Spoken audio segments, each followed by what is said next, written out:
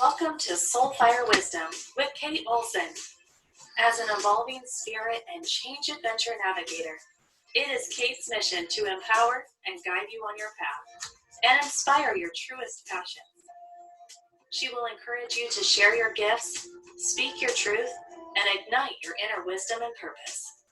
She hopes to do so with a little humor and grace and her own soulfire passion. Kate talks with amazing guests who have embraced the pursuit and are fanning the flames of their own passion, purpose, and soulfire wisdom. Now here's your host, Kate. Good afternoon. Welcome to Soulfire Wisdom and Totally Awesome, Try Something New and Talk About It Tuesday. So what I tried this week, it was, I'm not a very, routine or regimented person. And for some things, you need to be more regimented or scheduled. And one of those things is getting good sleep. And so I've been trying to do some regimented or scheduled things that are supposed to help that. And one of those things is getting regular scheduled exercise. So I tried taking two 20-minute walks, one in the morning and one in the evening all week. And it was pretty easy to do that. I did it at the same time every day. And, I can't say definitely that it resulted in better sleep, but I do think that I slept better this week. And I'm going to keep on doing that for a little while. So in a couple more weeks, I'll, have a more definite answer as to whether, the scheduled exercise had a definite effect on my sleep, and I'll get back to you on that. So I have a great guest scheduled for today. My guest is Alex Montoya, and he's He's one Hello. of America's most popular and inspiring speakers. He's motivating, funny, and inspirational. And he's written 8 books, and his company, A Motivational Communications, creates inspiring talks and books. And he recently did a double release for his 2 latest books. Alex masters the Monkey Bars, a book for children, age 4 to 8. And then You Got This, A Sacred Journey to Wellness, which is about the journey to healing and wellness Alex took after the death of his mother and unexpected wounds and mental issues came to light. So Alex won a Lifetime Achievement Award from the San Diego Hispanic Chamber and a Medal of Honor from the Colombian government. As a TEDx speaker, he was named a Paul Harris Fellow by Rotary International, and he's spoken at Google, NASA, Harvard, and shared stages with the likes of Drew Brees, Soledad O'Brien, and Imagine Dragons. Alex earned his bachelor's degree at the University of Notre Dame and a master's at the University of San Francisco. Alex also has carried the Olympic torch and has a goal of delivering his message in 100 cities. He's a native of Medellin, Colombia. Alex immigrated at age 4 to San Diego, California, where he currently resides. and I met Alex in 2016 at the Harvard Faculty Club, where we were speaking for the Personal Development Symposium. And I was very inspired both by Alex's speech and by his life story. And over the years since, I've been even more inspired. So I'm really happy to have him here today to talk about his books and his passion for writing. So hi, Alex, how are you? Good. How are you? Great. After our trouble getting on, I'm going to need a Zoom 101 course. yeah, I think everyone is. So can you tell us a little bit more about yourself and what brought you to your current path? Sure. Well, I am a motivational author and speaker, and my primary message is relaying how I've overcome my personal adversity as someone that was born as a triple amputee due to having a birth defect. I've worn 3 prosthetics ever since I was 4 years old. So 42 years worth of wearing prosthetics has taught me a lot. And it's taught me about overcoming adversity and truly how to focus on what you have and not on what you're missing, and really making it so that when you are pursuing your passions, you are overcoming the things that you don't have in life and really making it possible to live in overcoming. So that is what I do as a business and as a message. I've spoken all my life, and I've written just about all my life. But I've been in business for myself the last 5 years. This summer will be 5 years. And I just love being able to spread that message. So what inspired each of the 2 books that you recently released? Sure. Well, I recently released Alex Masters the Monkey Bars, and You Got This. Alex Masters the Monkey Bars is a children's book, and it's all about encouraging kids how to make friends with people with disabilities. And You Got This is more of a motivational, kind of all ages type book. What really inspired me, first of all, in terms of just sitting down and actually doing it, was the fact that I had been outlining and thinking about both books prior to the quarantine, the national shutdown. And once that was enacted, I realized that, again, going back to focusing on what you have and not on what you're missing, I all of a sudden had a lot of time. And within my business, part of my business is speaking across the country and around the world. And all of a sudden, all of my speaking engagements were either wiped out or pushed back indefinitely. And so that was certainly very damaging and challenging to my business. But all of a sudden, I just had my schedule really completely open up. And so I decided that I wanted to write both books. The children's book centers around a favorite story of mine that I tell regarding inclusion and regarding when I realized what inclusion is and why I feel it's so important in our world today with kids. It's something that many people have encouraged me to do for a while, and I figured now is the best time to do that. And then the second book was a little more personal, you could say, in the sense that after losing my mother a year ago, I really found that it was challenging to rebound from that, to go through the grieving process. And I've been very honest publicly about facing anxiety and depression and having those be challenges that were added to my physical challenges.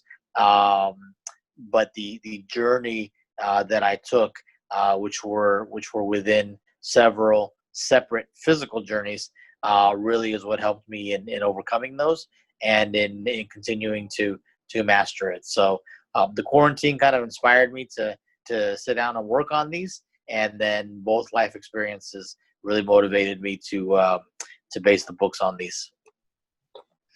Great. So, which book was more fun to write? I mean, they were both very, very different. I would say probably You Got This was a little more fun to write, in the sense that, to be perfectly frank, Alex Masters of the Monkey Bars is a really a replication or a version of the same story that I tell on stage. And so I was a little more familiar with it. I was a little more accustomed to telling that story, although now I had the added element of, because it is a children's book, and mind you, I hadn't ever written a children's book in my life, and so I had to do a lot of research on what that was going to take. And the one thing that I saw was that when possible, kids are more attentive if the story rhymes, and so I had to really turn the story that I'm accustomed to telling in my presentations into a nursery rhyme, in effect. So that was fun. But with You Got This, it was fun or enjoyable in the sense that it was just very eye-opening and life-giving. I revealed and discovered emotions and feelings and realizations about my life journey, and about certain relationships, and about just my overall struggles. That was good. It was very healing. It was very liberating. And so as the story evolved within my writing, it was fun to kind of see it all come together, and to just kind of cleanse all of my feelings and all my emotions, and see it just come out on paper. Yes. Sometimes it's like that, kind of cathartic. Yes, very much so. You go in, I think, with an outline, knowing the message that you want to portray, and you go in with an idea of, for me, my writing is very story based, and is very anecdotal in a way, and I had constructed within my mind and within my outlines how I was going to retell a story. But even as I was writing them, I was discovering new things, and I was realizing new things. And it was cathartic to kind of let all those things out, and just really see it. So it was funny because I'm writing about the healing process, and yet I'm experiencing the healing process at the same time. Yes.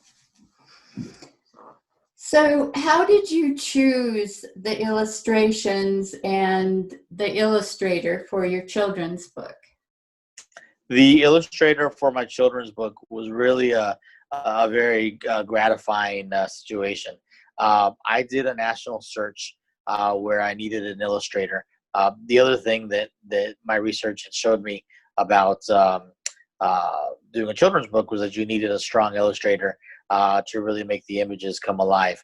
And so I did a national search and really put out the parameters of what the content would be like, and looked at a bunch of different illustrators from coast to coast.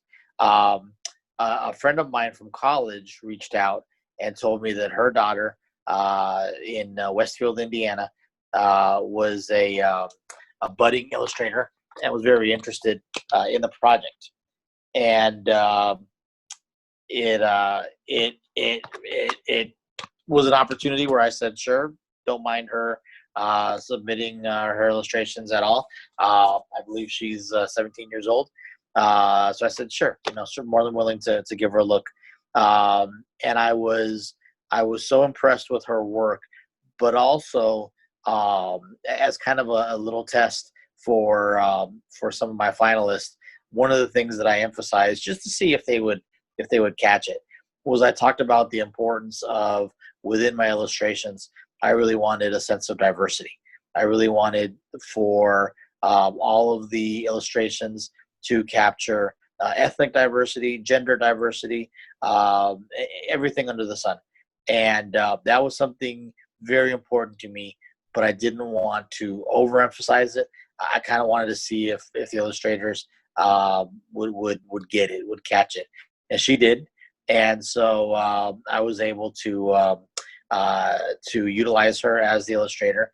Again, she's a rising high school senior, and so with her, it's more a matter of wanting to start creating her portfolio for college and for future jobs and future internships. Well, when she recently got her copy of the book, she became so very emotional. Megan Gallagher is her name, and she became so emotional seeing her work on paper and seeing those illustrations come alive. They really are just splendid, magnificent illustrations. I mean, I think that the artwork is one of the real strengths of this book. It reminded me of my first experience when I very first produced a book, and even how I feel even today. Even having written or ghostwritten 8 books, I still get such a joy seeing it come alive and seeing it, go from my mind to computer to hard copy book. It was very gratifying for me to help somebody else experience that. Yeah. So, how was the writing or creative process different for each of the 2 books? Between the 2 books, Yeah. the creative process was really different between the 2 books in the sense that the children's book was a matter of finding a way to not only make the story rhyme and be entertaining in a way that the age group for that book is ages 4 to 8. So I really had to zoom in on what will kids 4 to 8 find entertaining. And there were a lot of edits that dealt with just simply retracting, just simply eliminating words, less is more, and finding a way to really make it as crisp as possible.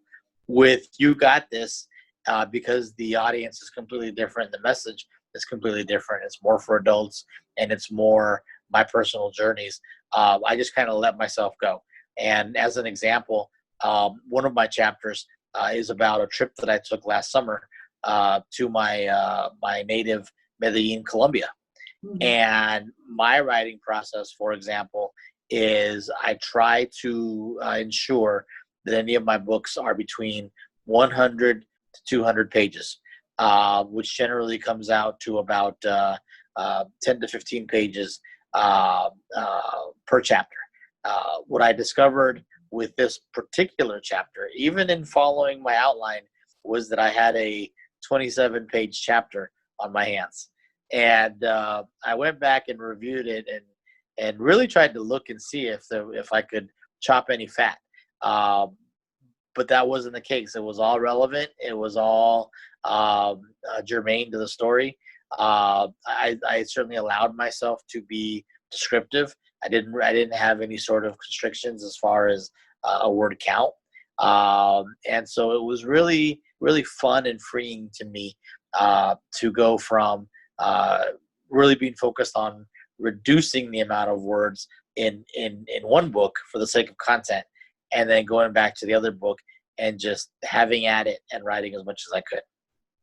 Yeah, that's actually what they say about about books, writing books, is you have to know the rules and then you can break them. Right. So, why is the information in your motivational book important for not just for you, but for people in general at this time? I think the overall message in You Got This is very important, first of all, because it deals with something that is a little bit taboo and we oftentimes don't like to talk about, which is mental health. And really having the freedom and the honesty to talk about how mental health is as important as physical health and emotional health. and how there are things where we can all look at in our pasts and realize that maybe we aren't as mentally healthy as we should be. When something like having the death of a parent comes into your life, it can really add to it or worsen it. Mm. And so that was what happened with me.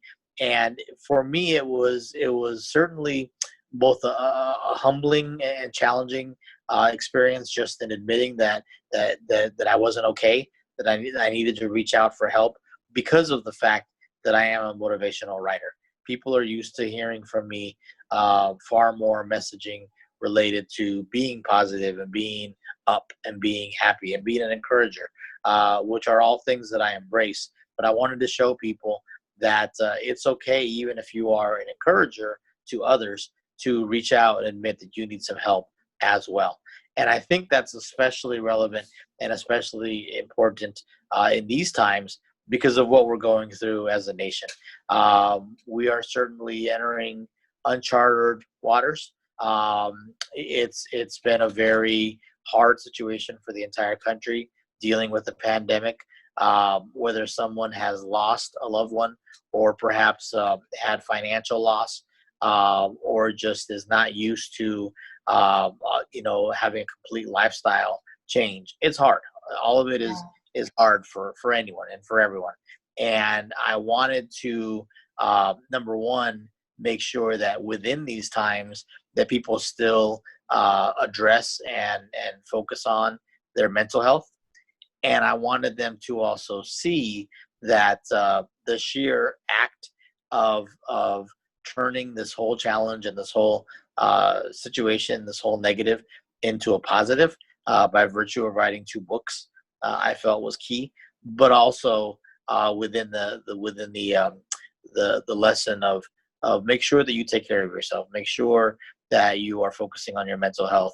Take this time, in essence, because it's just a great pause for our country. I mean, everything is stopped. Everything is motionless. There could be some good that comes out of that. And one of those things is if you take the time to examine your own mental well-being and your own mental health, you're going to really benefit from it, as will anyone around you will benefit from it in the future.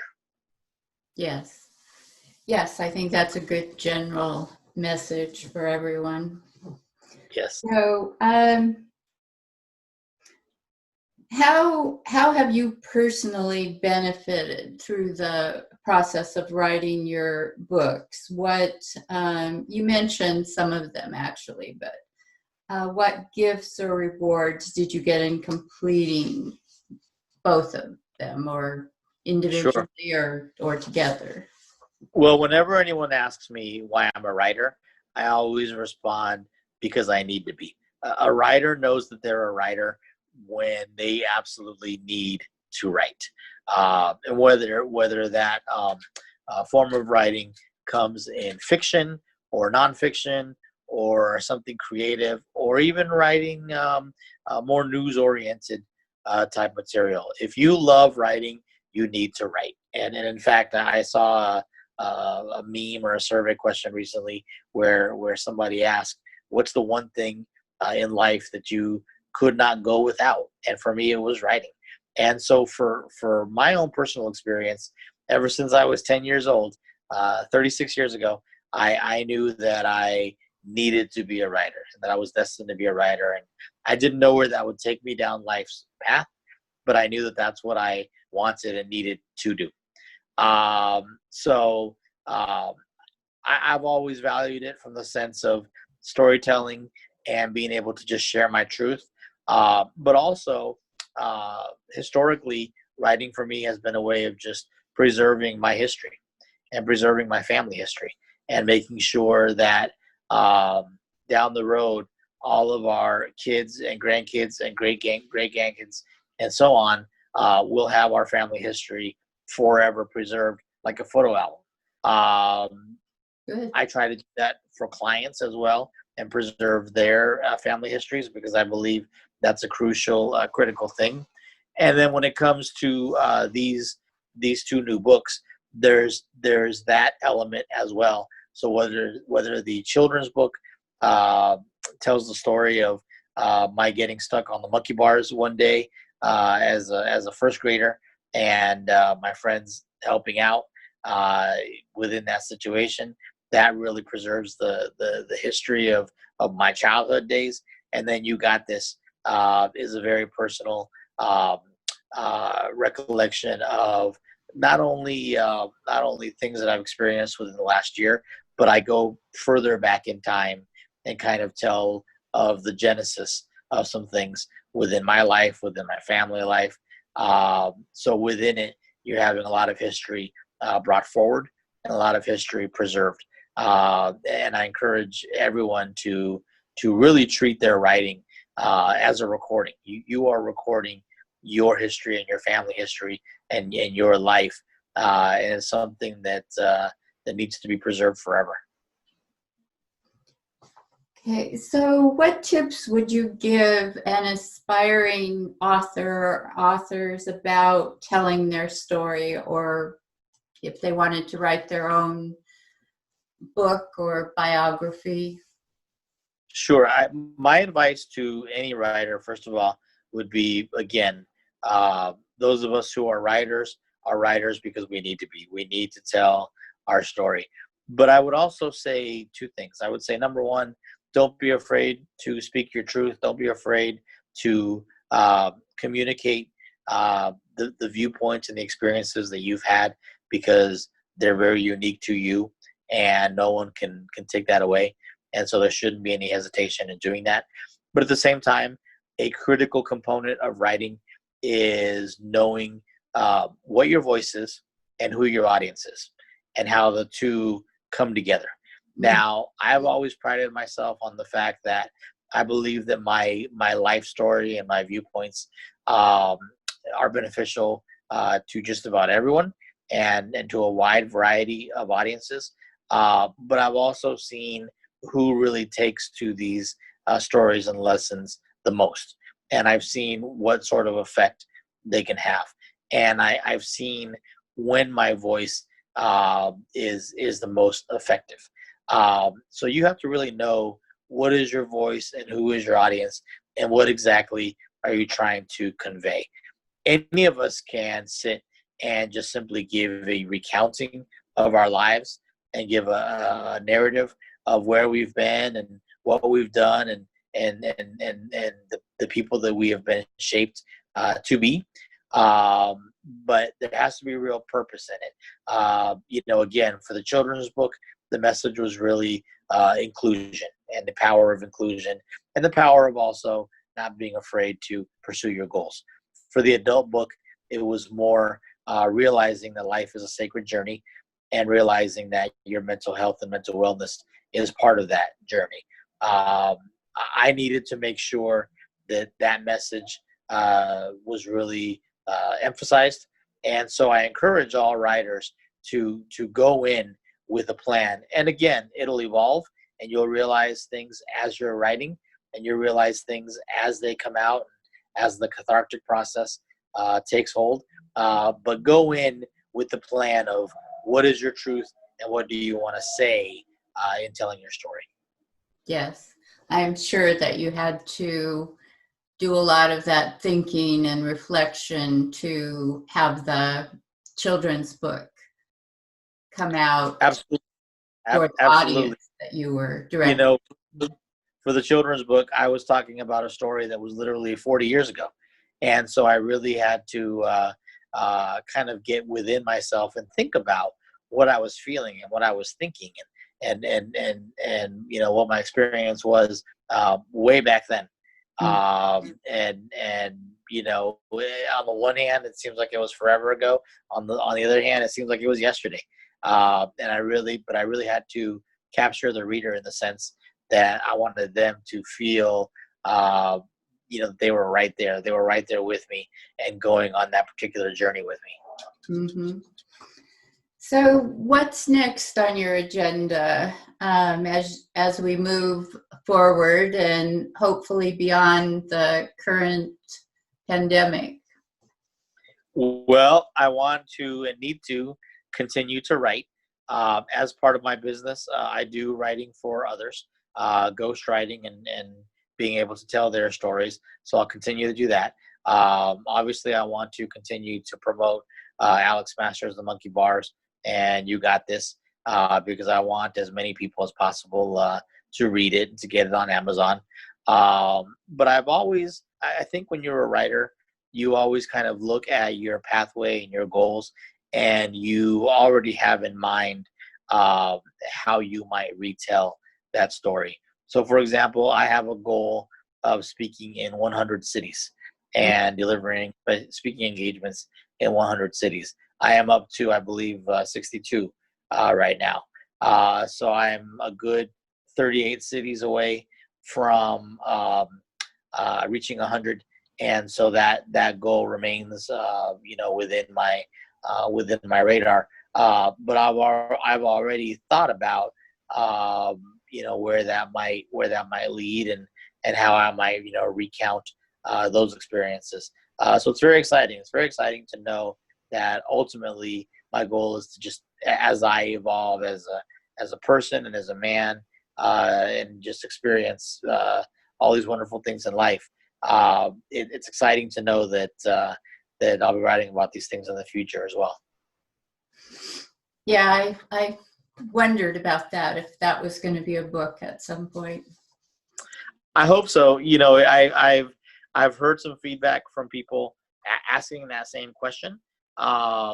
It certainly could be. I mean, heck, with my goal being my goal always being for a book to be 100 to 200 pages. Let's say theoretically I reach 100. I mean, I could dedicate minimum 1 to 2 pages to each trip. So that's kind of a ready-made book right there. But the challenge with that is, of course, you well know as a writer that asking me to limit some stories to 2 pages will be an impossibility. And I've already written about some of these trips and voyages, within this book and within previous books. So I certainly want to avoid recounting any sort of story. But the nice thing is, as time passes, sometimes you have a completely different perspective on something that you had already written about or had already thought about. So it's entirely possible and actually probable that as time goes on, I'll look at certain journeys and have a completely different perspective on them. Mm-hmm. And you also may come up with a compelling reason why, you need to write this book that's beyond what you see right now. So. Right. I'm always open to, for example, knowing that You Got This was about mental health, and also the connection between physical health and mental health. I knew that was going to be a main thrust of this book. As time goes on, as I grow as a person, if I see that some new realizations are growing, then I'll know that those are the important focuses of the book as well. Yes. So, what do you want people to know during this extremely tough time that we're all experiencing? Well, I want people to know during this extremely tough time that, first of all, as challenging as it is for all of us, that doesn't mean your dreams should be limited. In fact, they should be enhanced, because if there's one thing that we all have right now, it's time. And if there's one thing that we all have is the ability to be able to sit down and, at the very least, make a plan for what their goals are, outline a book, outline a presentation, write down the things that that make those books possibility. I have one writer that I'm working with who has primarily written a series of blogs on her life, and we're turning it into a book. And so she's taking those blogs and kind of stitching them together in order to make a more of a narrative that's appropriate for a book. So right now we have the time to do those kinds of things. But I would also encourage everyone to just not give up hope. Right now things look pretty bleak and things look challenging and hard. But the one thing that we can't give up is hope. The one thing that we can't give up is believing that the future will be better. And if they continue to focus on that and put their intentions towards that, great things will happen.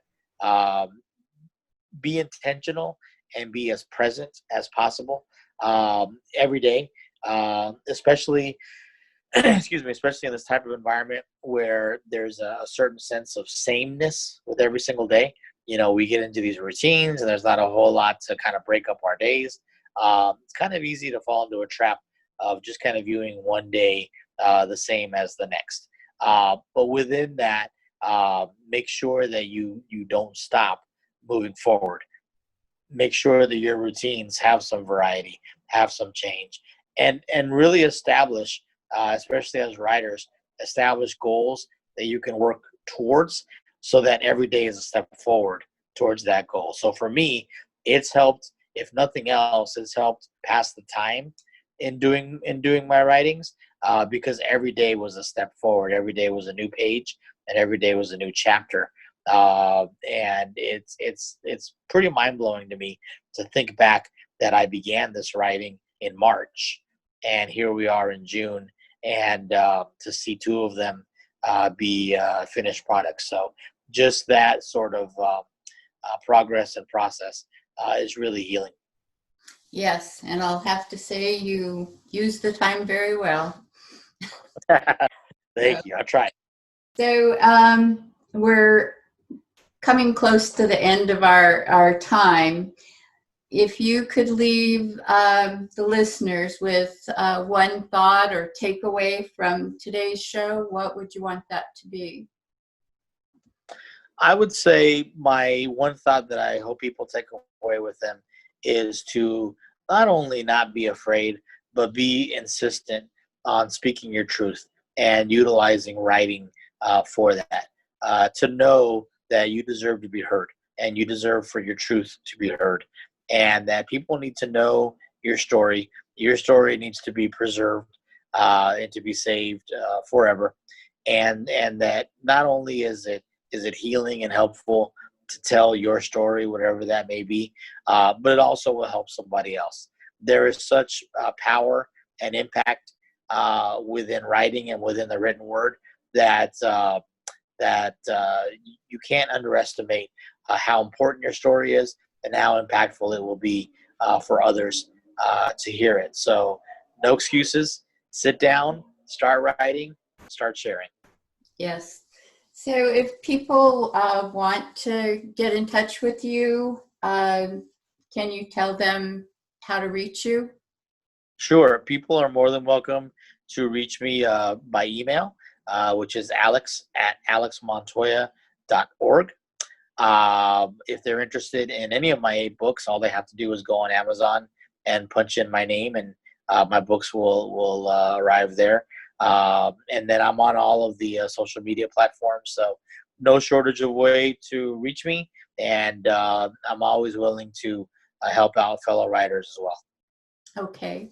And if you forget any of that, you can go to soulfireradio.com and click on guests, scroll down to Alex's photo, and all of his contact info is there. So I want to thank you, Alex, for being here today and talking about your books and your passion for writing, which has always impressed me.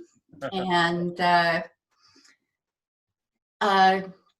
sharing your wisdom. Thank you so much. And I truly value not only how you share my story, but the story of so many writers. It really is an invaluable gift, and it's so sacred to have an ally like you, making sure that people are encouraged and they're emboldened. And thank you so much for doing that for us. Well, thank you. I wouldn't be able to do it if there weren't so many great people pursuing their passions.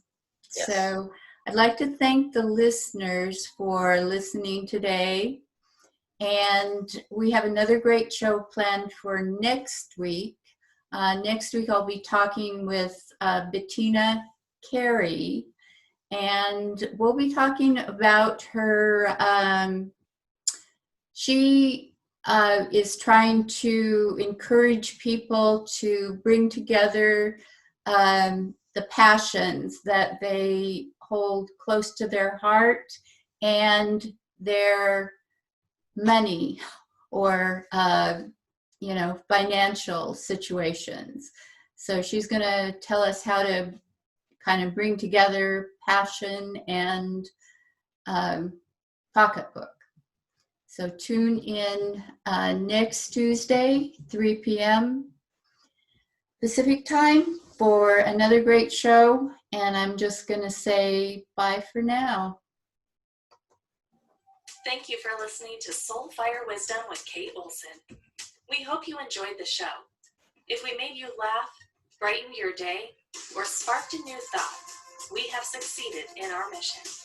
Join us next time when we'll share more secrets and truths and all the magic of transformation that is the journey to Soul Fire Wisdom. Always remember, be fierce in the pursuit of what sets your soul on fire.